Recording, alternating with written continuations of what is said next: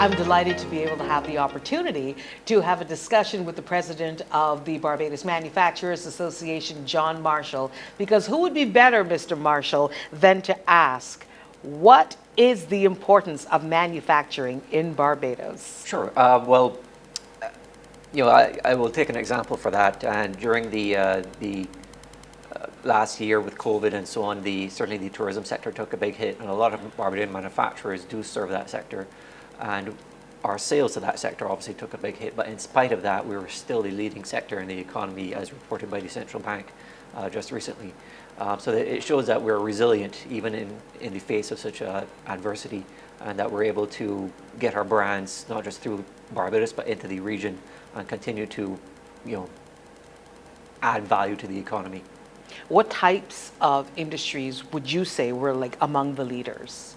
Well, in Barbados, obviously the wines and spirits are big leaders for us, throughout the diaspora, and it's a growing sector for us around the world, really.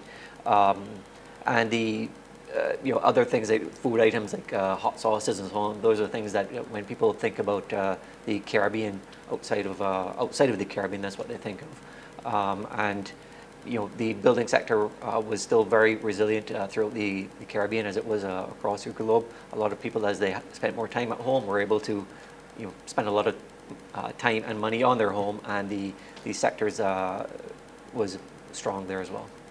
So you mentioned COVID, which naturally would have impacted Yes. the world, but what were some of the challenges that really faced the sector, and consequently, what were some of the opportunities that were made available? Right. Well, I guess there was no one alive who really had experienced a pandemic before. For many of us, we were creating these solutions as we went along. But it was certainly a challenge as we got started, and the teams across the manufacturing sector were very eager to get back to work and understood the protocols that they had to adhere to in doing so. And in very few instances did we have any cases or clusters or anything that concerned with people within manufacturing. Everybody was able to keep themselves safe and continue to produce the quality goods that we're known for. So it shows the creativity and the ingenuity to be able to continue to do that. And we are really pleased with the performance that we've had during the period. Speaking of which, how would you say the BMA is instrumental in promoting the ingenuity and the creativity in the manufacturing sector? Well, there's a lot there, and I would say that from our perspective, if you look at beyond COVID or anything like that, people tend to compartmentalize the green economy or the circular economy, and they think of it as being separate from other things. But in our minds, truthfully, that is the future. There is no sector that is going to be able to escape the need to really keep our planet going. There's no option, basically. And if you think of it in the very basic terms of transforming one material into another material, that by definition is manufacturing. It's just that right now what a lot of manufacturing does in the Caribbean and around the world, and nobody's solved this yet, is that they pull fresh goods out of the earth and transform it into a product. We need to sort of rethink that, and how do we use items that we've already extracted to create new items of value. And that that alone allows manufacturing to really grow and compete and become more of an element within the economy. So what would you say would be some of the policies that you think would be able to aid in not only finding solutions there, but to help manufacturing over the long haul? Right. Well, the Barbados, the Barbados government and successive governments have, said and have done things over the years to try and support manufacturing. The truth is that whether or not they've done things, at a pace in keeping with what other markets are doing. So, for instance, we find that other markets are doing more to try and help the industrial sector in general, and because of that, what investment there is, it's a very finite amount, tends to end up going to those markets rather than coming local.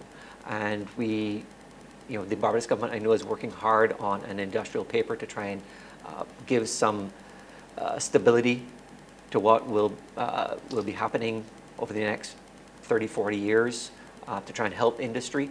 And that's needed because people with investment look for places where they have stability and understand the risks going forward, and they don't want, there just to be tactical short-term implementations. They want a long-term plan that they can say, well, if I want to invest several $1 million, Barbados is a better place to do it than somewhere else. And we just need to accelerate that plan and get it out there so that the investment will follow. Is it even practical to think that there is a way to make the sector more shock resistant? And if so, how would you illustrate how that could possibly happen? Well, I guess before COVID, the term shock resistant would have probably meant, some degree of devaluation or something of the sort. That was the main topic on our minds, but certainly COVID has broadened that view, I would say. And we're certainly not through it by any means. We know that there could be further shocks because of COVID. And I think that from a sector perspective, we have to understand that it is important that we are able to continue to provide local employment and convert one item into another and create value for the customer. The thing about the Barbados environment and other small states across the world have realized that you just don't get the economy of scale that you do in larger countries.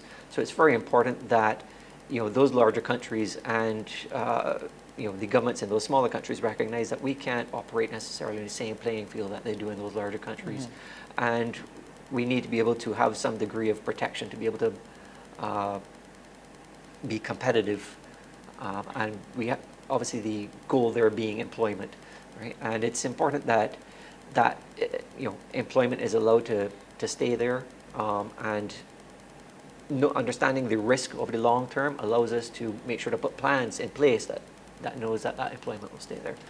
Otherwise, the investment goes somewhere else, and the employment goes with it, unfortunately. Mm-hmm.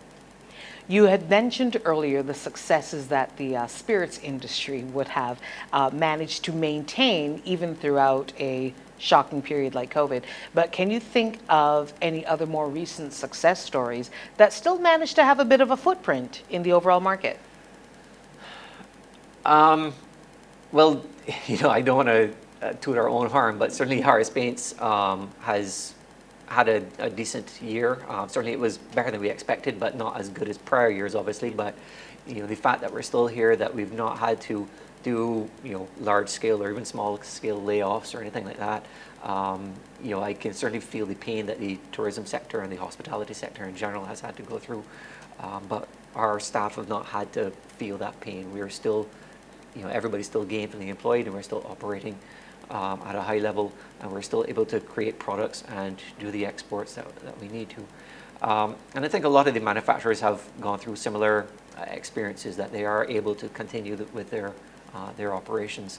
So even though there's not necessarily a bright and shining star within the manufacturing sector, just the fact that we've been as resilient as we have been through this trying time, I think for all of us has been a learning lesson, and it's something that even more than before bolsters our faith in the manufacturing sector as a sector that can really keep an economy going. Is it safe to say you can see the light? How should I put it? We can see the light. It might not be the same color and tone of light as what we had before, but it is, there's definitely light, and I suppose for everybody we have to appreciate that we're probably going to be, in some degree of adjustment because of COVID for a period of time, and living with it is just something that we're going to be accustomed to. And as we change our processes and protocols to do that, then I think that we're able to see that it's still possible to operate normally, and even in that environment. Any final thoughts? Well, lots of thoughts. I would say I mentioned earlier the circular economy and so on, and the truth is that nobody around the world has an answer for that as to exactly what it means. And I really do think that we have an opportunity there with the young creative minds. When we think about the creative industries in Barbados, we tend to think about music or the arts and so on. But the creative mind can be put the task on other things in business and just in the way that you operate a process. You can innovate for processes, you can innovate products and so on. And I think that we really need to put the talent that we have there, where that our tertiary level education and so on, use that resource to help us create that circular economy and to redefine what the manufacturing means for Barbados and perhaps the world. We could lead the world if we really put our minds to it in creating that new economy. So I really do encourage our tertiary level education system to think in that regard, that we don't have to follow, we can lead. Thank you so much, John. It's been an absolute pleasure chatting with you. And that's been John Marshall, the president of the Barbados Manufacturers Association. We would like to thank the sponsor of this episode, CIBC First Caribbean.